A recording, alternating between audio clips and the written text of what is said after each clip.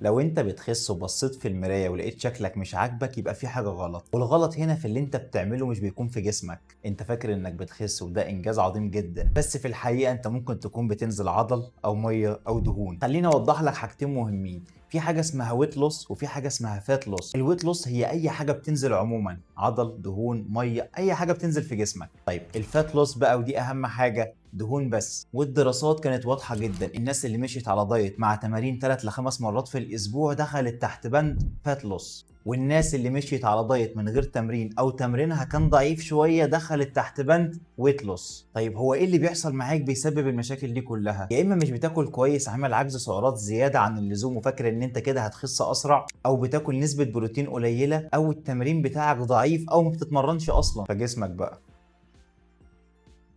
عشان كده بتكون خسيت فعلا بس النتيجة سيئة جدا مش مرضية بالنسبة لك، وده اللي بنسميه سكيني فات. وحلول المشاكل اللي انا قلتها لك دي بسيطة جدا جدا. حاول تتمرن من 3 ل 5 مرات في الاسبوع، وحافظ على نسبة البروتين بتاعتك وده اتكلمنا فيه في حلقات كتيرة فاتت. واهم حاجة بلاش عجز سعرات زيادة عن اللزوم، بلاش تجويع، اعمل عجز سعرات بسيط تاخد منه النتيجة اللي انت عايزها. واخر حاجة واهم حاجة هي انك تصبر، بلاش تستعجل النتيجة. طيب لو انت بتعمل كل ده بس لسه تايه، تقدر تدخل دي ام تبعت لي وانا هوضح لك كل التفاصيل اللي انت محتاجها.